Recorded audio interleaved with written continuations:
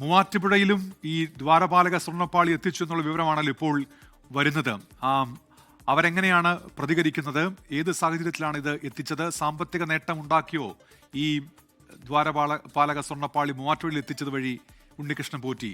വിഷ്ണു സുരേഷ്.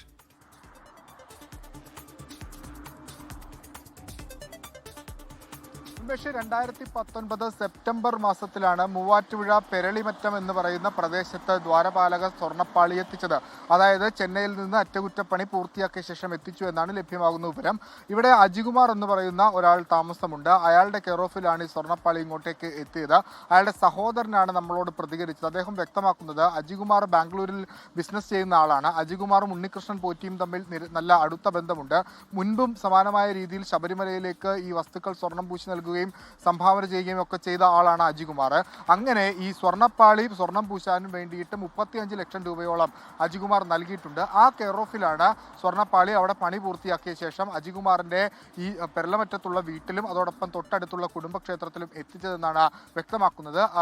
ദിവസം അദ്ദേഹം കൃത്യമായി ഓർക്കുന്നില്ല. പക്ഷേ സെപ്റ്റംബർ മാസത്തിലാണ്. അന്ന് അവിടെ വലിയ ചടങ്ങുകൾ ഉണ്ടായിരുന്നു. അതോടൊപ്പം തന്നെ ഏകദേശം 500ഓളം വരുന്ന ആളുകൾ ഉണ്ടായിരുന്നു.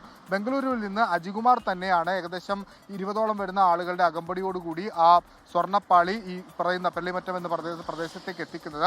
അവിടെ നിന്ന് അത് നേരെ പള്ളിക്കത്തോട്ടിലേക്ക് കൊണ്ടുപോകുന്നു. അവിടെ നിന്നാണ് അത് പിന്നീട് ശബരിമലയിലേക്ക് കൊണ്ടുപോയതെന്ന് പറയുന്നു. അങ്ങോട്ടേക്ക് ഈ ദേവസ്വം ബോർഡ് ഉദ്യോഗസ്ഥരോ അതല്ലെങ്കിൽ ഈ ഉണ്ണികൃഷ്ണൻ പോറ്റിയോ എത്തിയിരുന്നില്ല. മറിച്ച് അജികുമാറിന്റെ നേതൃത്വത്തിലാണ് അത് കൊണ്ടുവന്നത്.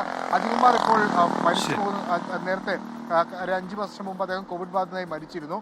ഇതിന്റെ വിവരങ്ങളൊക്കെ ഈ സഹോദരനോട് പറഞ്ഞിട്ടുണ്ട് എന്നാണ് സഹോദരൻ പങ്കുവെക്കുന്നത്. ഒരു പ്രധാനപ്പെട്ട കാര്യമുള്ളത്, നേരത്തെ ഈ സ്മാർട്ട് ക്രിയേഷൻസിന്റെ അഭിഭാഷകൻ പറഞ്ഞത് ഈ വസ്തു ഏറ്റുവാങ്ങിയത് അത് ദേവസ്വം ബോർഡ് ഉദ്യോഗസ്ഥരാണെന്നെങ്കിൽ ദേവസ്വം ബോർഡ് ഉദ്യോഗസ്ഥർ ഏറ്റുവാങ്ങിയ വസ്തു പിന്നീട് എങ്ങനെ ഇത് പ്രദർശന വസ്തുവായി മാറിയെന്നുള്ളതാണ് ഒരു ചോദ്യമായി അവിടെ നിലനിൽക്കുന്നത്.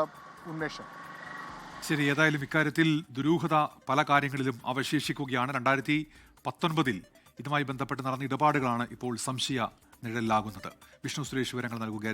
ലോകത്തെവിടെയായാലും ഏത് സമയത്തും 24 വാർത്തകളും ഓഗ്മെന്റഡ് റിയാലിറ്റി പാക്കേജുകളും എക്സ്പ്ലെയിനറുകളും വിശദമായി കാണാൻ ഞങ്ങളുടെ യൂട്യൂബ് ചാനൽ നിങ്ങൾക്ക് സബ്സ്ക്രൈബ് ചെയ്യാം.